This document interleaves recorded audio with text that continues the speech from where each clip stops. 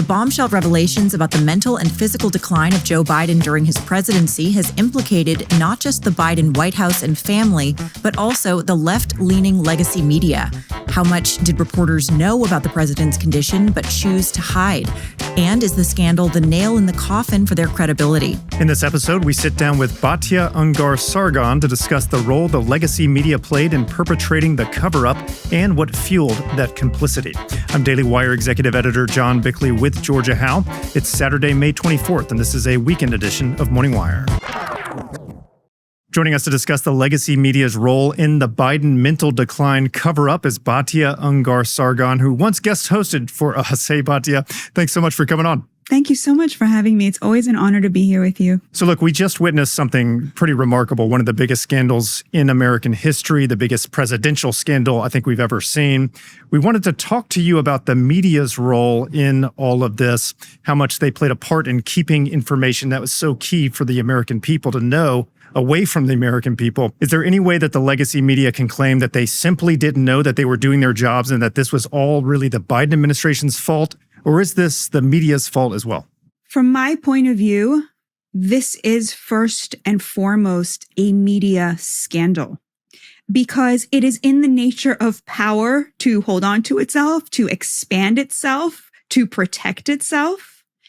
It's not surprising at all that Joe Biden's inner coterie, his family, his cabinet were protecting him from the revelations that would have ended his presidency if everything was working well, that he was declining mentally. That should make a lot of sense to all of us. That is what power does. It expands itself and it protects itself.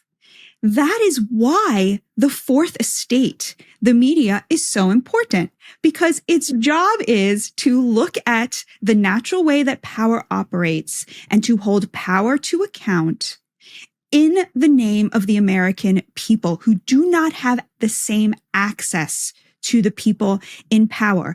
And here is the thing that is so galling about the media's defense of Joe Biden. It's that when it comes to Donald Trump, they are very good at holding power to account. In fact, they are too good at it. They overstep. They overcriticize.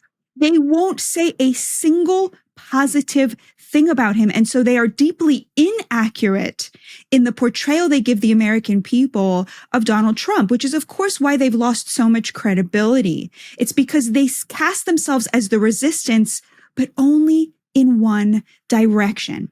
The huge scandal here is not just that the media covered for Joe Biden, a person in power. It's not just that they made themselves the handmaidens of power rather than having an adversarial relationship with power. It's that the media, by and large, was revealed to have the same interests as one political party, the Democratic Party. And the reason for that is not just because the media is by and large liberal and left-leaning.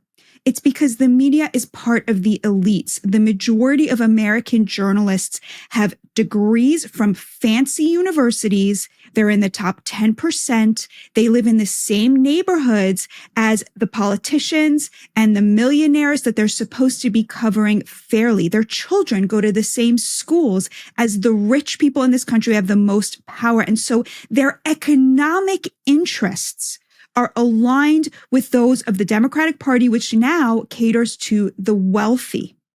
So that's why Joe Biden's decline was very much in their interest to hide, because Donald Trump now represents the working class, and it is his policies that represent a threat to the hegemony of the elites, both from a cultural point of view, a political point of view, but most importantly, an economic point of view. That's the story here.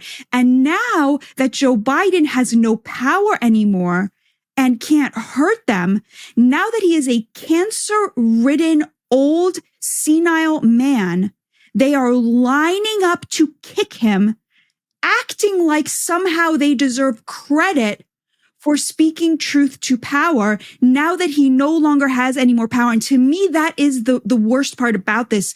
The godlessness here of humiliating the person that they protected because now he's powerless to defend himself against them. And that also is a very important piece of this story. Yeah, I wanted to ask you specifically about that element. CNN's Jake Tapper, he's co-written this bombshell book, Original Sin. It's revealing a lot of this information that at least the top levels we in conservative media were reporting all along. But we have, to be fair, learned some new things from this book.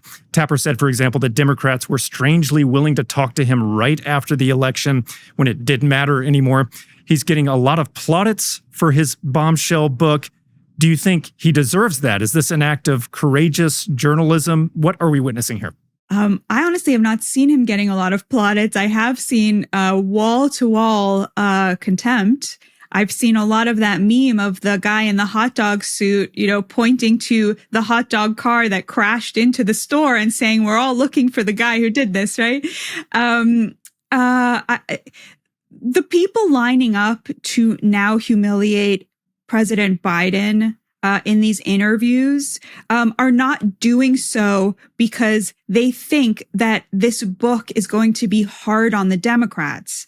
They're doing so because they believe that this book is their best chance at laundering the reputation of the party. It is a performance art of accountability, like so much else in the Democratic Party right now. They are hoping that voters will look at this and say, oh, look, they're actually trying to do a mea culpa, when what they're actually trying to do is scapegoat Joe Biden for their own crimes, both the crimes of the cover-up and the criminal agenda that they enacted, whether it was opening the border, a huge scandal in which 12 million illegal immigrants invaded the country, or whether it was the illegal student loan forgiveness, or, the Green New Deal aspects of the Inflation Reduction Act, right? All of these things were giveaways to rich leftist elites in real economic terms, an upward transfer of wealth from the working class who is struggling to the elites who are very wealthy and now control over 60% of the GDP. Donald Trump represents the opposite of that. He represents that spigot being turned in the opposite direction. That's what tariffs and controlling the border are all about. It is a free market redistribution of wealth to the hardest working Americans from the elites, which is why they were so desperate to stop him and so desperate to protect Joe Biden at all costs. So to me, this book is a confession. The original sin is the sin of the Democratic Party, but really of the media who protected them instead of doing their jobs.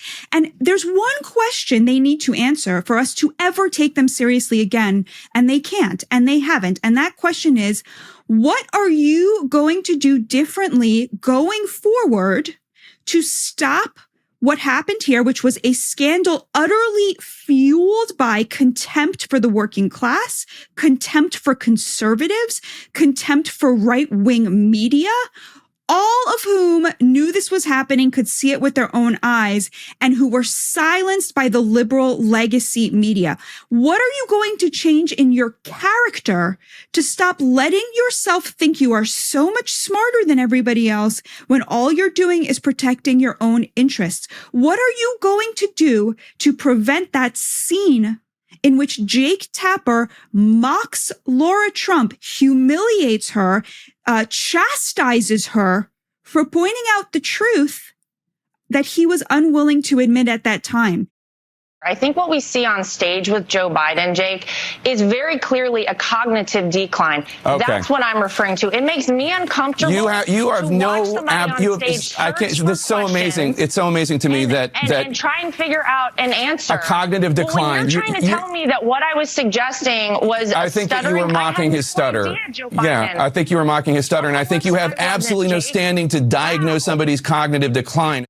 It's really the question that they refuse to answer, which is, why did you get this wrong when the rest of the American people knew what was happening? Why did you get it wrong? And that is the question they don't have an answer to, because the answer is very simply, they are aligned with the Democratic Party. And until that breaks, the media is worthy of nothing but our contempt in return. As you said, we haven't seen a mea culpa admission to the actual original sin of the media at this point. Do you see any hope for them turning around their credibility in the near future with the American people? Or do you think the media is really dead and buried at this point? I'll give you an example, which is my best way of answering this, which is when there was was it the director or the chief producer of 60 Minutes recently stepped down? And I saw that headline, and he said he felt that there was, he was not being able to do his job.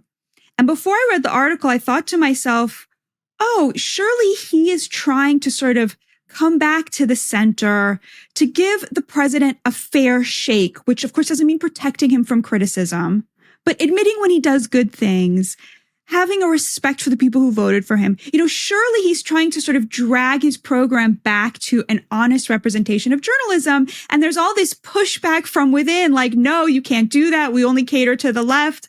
And I thought, oh, interesting. There's the tide is turning. And then I clicked on the article. No, it was the exact opposite. He was stepping down because his higher ups were demanding that he be a little bit more fair to the president. And this was, of course, unacceptable and unbearable to him.